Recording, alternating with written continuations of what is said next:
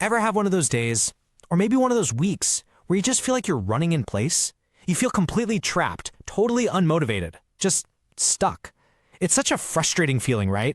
But here's the thing, it's probably not you. It turns out it's a psychological loop, and today, yeah, we're gonna break it down. Yeah, that feeling, it's not just in your head. It is a real and actually a very predictable pattern. So you gotta ask yourself, what's the engine that's actually keeping us trapped in this thing? Okay, so right at the very heart of feeling stuck is something psychologists call a vicious cycle.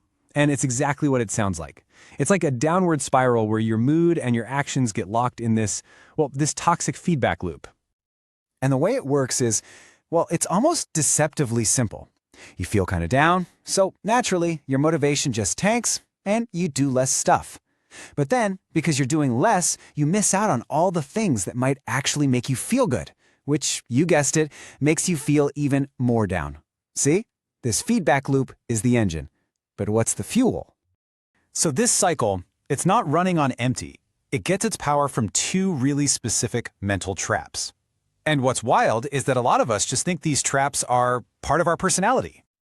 Okay, so the first trap is called learned helplessness. You know that feeling, right? After you've tried and failed a bunch of times, you just start to think, why even bother? Nothing I do is going to matter anyway. And let's be clear, this isn't laziness. It's a belief you've been conditioned to have, this belief that you're powerless. And there's this classic experiment that shows exactly how this happens.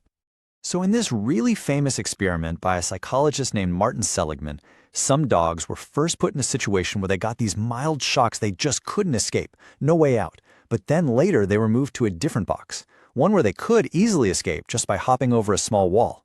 But you know what happened? They didn't even try. They just lay down and took the shock. Why?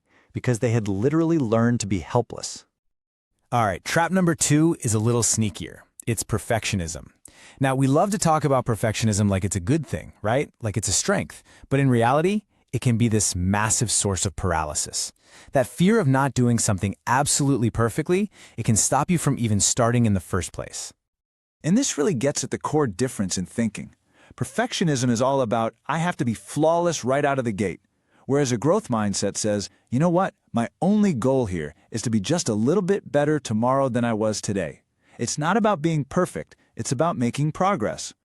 So, okay, let's recap. We've got this vicious cycle, right? And it's being fueled by learned helplessness and perfectionism. I know, it sounds pretty grim.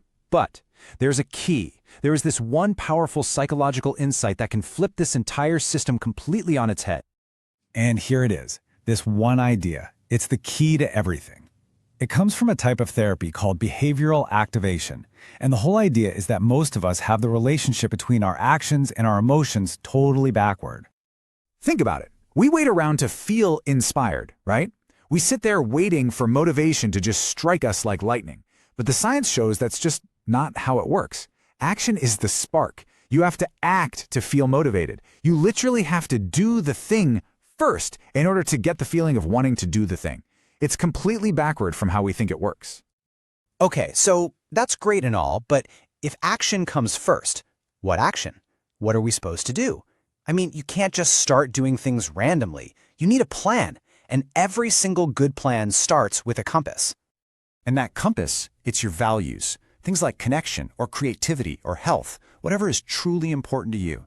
They give your actions a purpose, a direction. So instead of asking that dead-end question, what do I feel like doing right now? You ask a much more powerful one.